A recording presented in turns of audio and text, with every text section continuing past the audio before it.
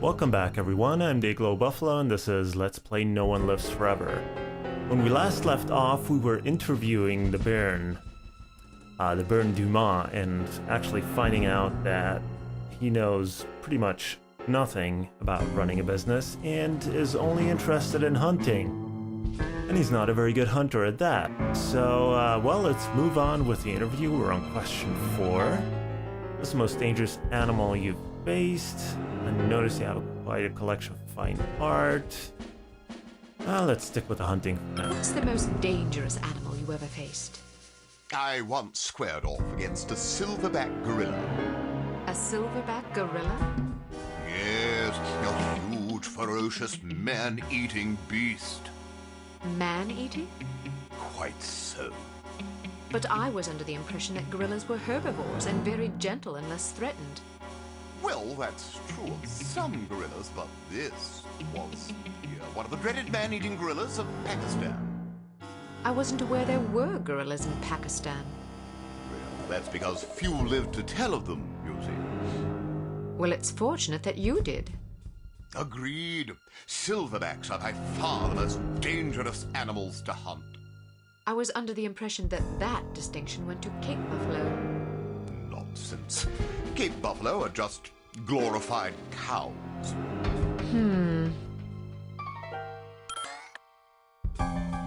Question 5. If you were stranded on a desert island, what piece of music would you most want to have with you? I want to hear about the music. If you were stranded on a desert island, what piece of music would you most want to have with you? Music? Well, anything by Picasso, of course. Pablo Picasso? Yes, that's the chap. The painter? Yes, he was also quite a musician. I wasn't aware. Next. As I thought, he knows nothing about music either. Okay, I understand that yours is steadfast episcopal lineage. Unswerving faith in blah blah blah. I imagine you traveled to many exotic locales. He seems to like talking about this, so let's... I imagine you've traveled to many exotic locales across the globe in your many daring adventures. Is there any place you favor above all others for hunting? Ah, most certainly. Let me guess. Kenya. Oh, goodness, no. I don't speak a word of Chinese. But Kenya's in Africa. Oh, I thought you were referring to the one in China. All right, then. How about Bengal? Cold weather doesn't agree with me. Rhodesia? Heavens. Madagascar? Not on your life. Where then? Well, to be perfectly honest, I'm quite fond of Bristol. Partridge? Pandas. Giant pandas. Bristol, England? Yes, indeed. I wasn't aware of any giant pandas in Bristol. Well, they're important. I see. Does the World Wildlife Fund know about that? So, what was that gazelle a trophy in a foyer? How is your approach to running du.n.i.t.y industrial?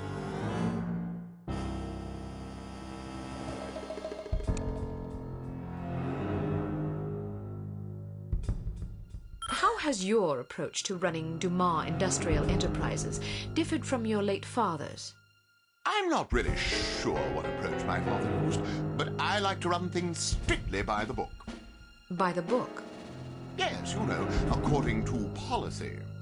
But whose policies? I'm afraid that information is strictly classified. Next.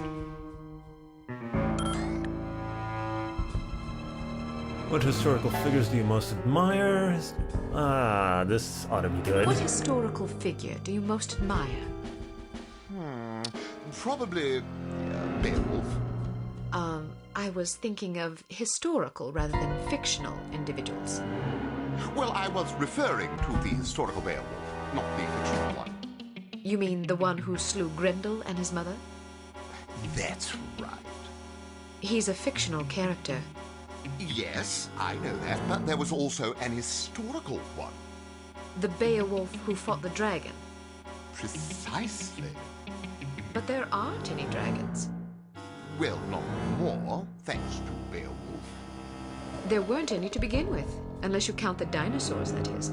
But there weren't any of those wandering around during the time when Beowulf would have lived if he were a real person instead of a fictional character. Are you quite sure? Yes. I see.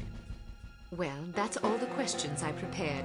I must confess, I'm positive this will be our most popular Perfect Lives installment yet. Oh, you think so? Absolutely.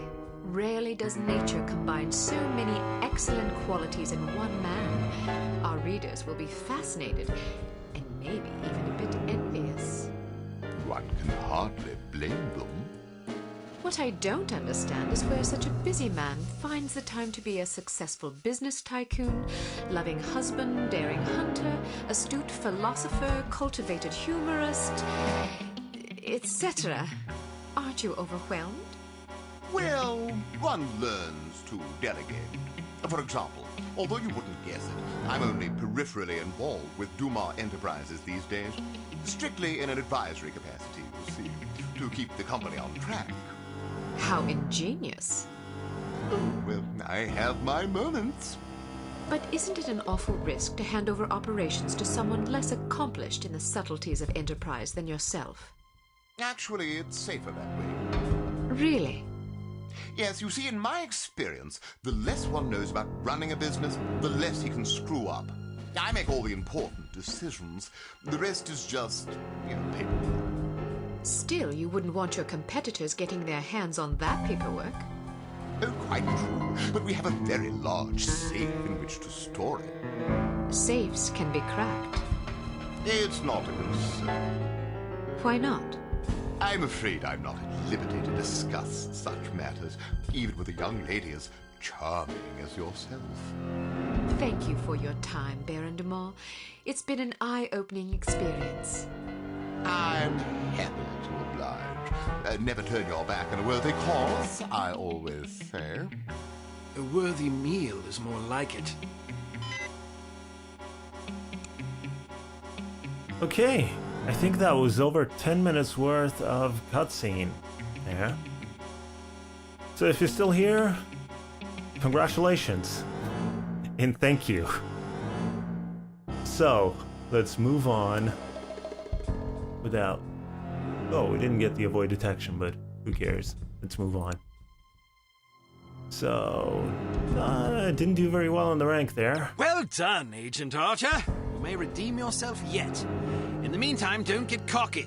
There's still work to be done. Command will fill you in on the details. Report there immediately. So let's go. Start mission. Is it possible he was putting on an act?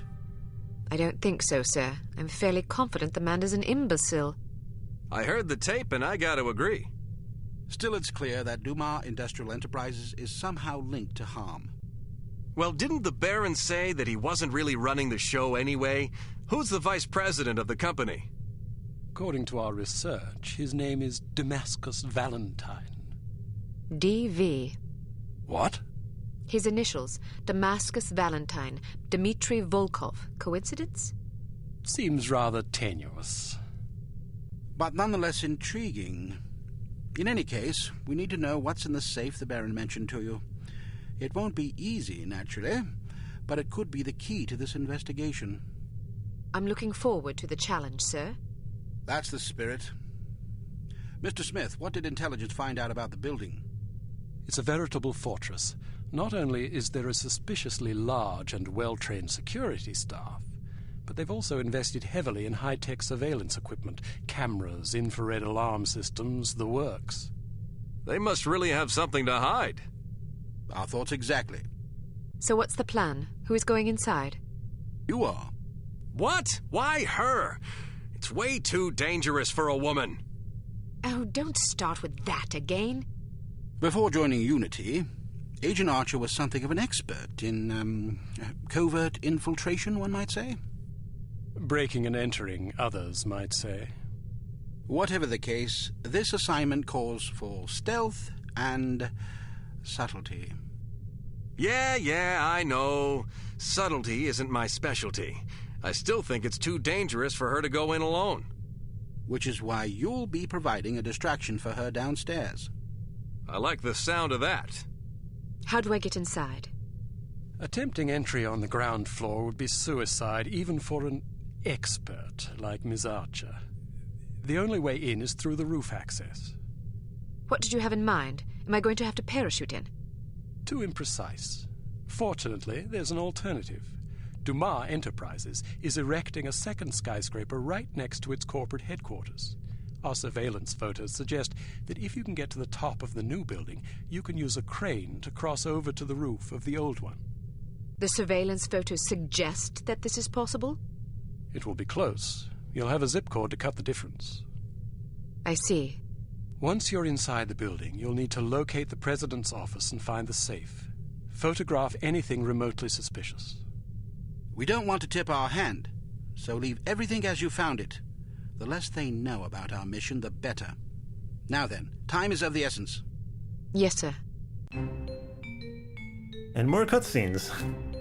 But we're finally back, so let's see what gadgetry we get this time. Welcome to Advanced Field Tactics. Here we have the Sphinx Series M Code Breaker. Simply attach it to a standard 10-key security pad, and it will run through a series of combinations until it breaks the code. The duration of this process is determined by the complexity of the code, so it may be advisable to hide until the procedure is complete. Try out your code breaker on this keypad.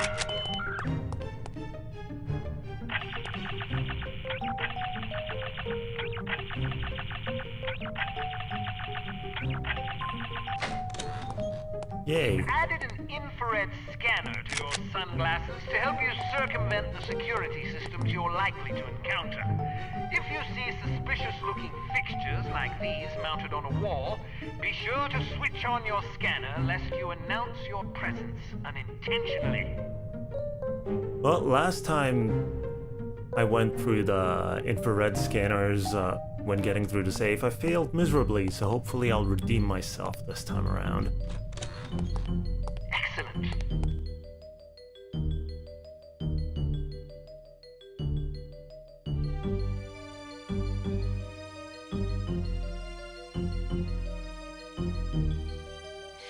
I'm bored.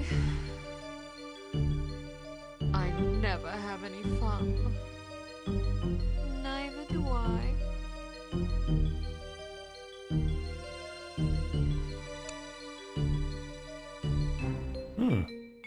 Where are the board checks? Okay, so we did this, and we're moving on.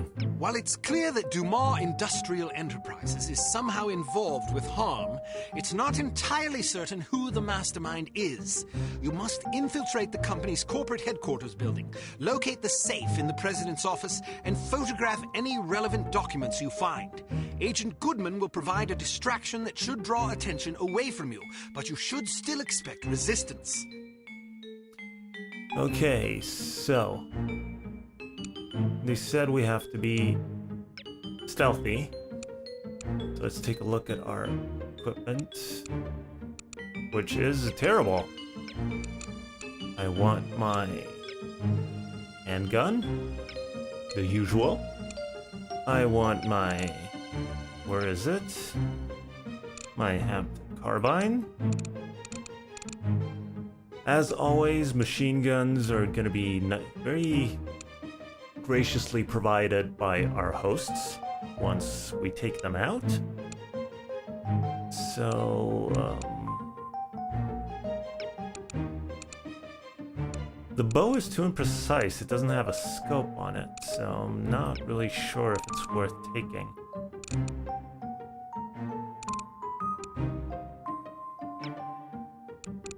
Oh well, let's take it anyway. Worst comes to worst, we won't use it. So we've got sunglasses, belt buckle, code breaker.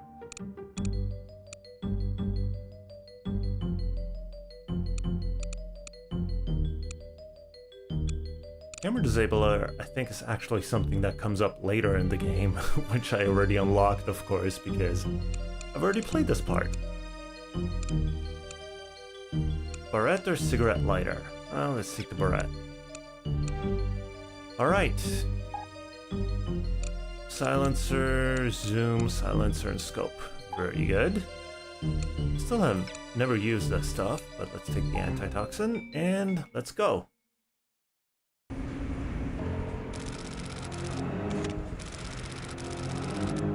Give me a signal when you're in position. I'll stir things up down here. The diversion should make it easier for you to get inside unnoticed. What kind of signal? I don't know, something that'll get my attention. Right. Take care of yourself. Don't worry about me, just get to that safe as fast as you can. If they figure out what you're up to, you're as good as dead. Not so fast though, because I'm gonna interrupt this video here. And we'll start this mission in the next part. So thank you for watching. If you enjoyed it, please like or comment or subscribe or do all three if you really want to make me happy. And well, I'll see you in the next video. So until then, thanks for watching and have a good one.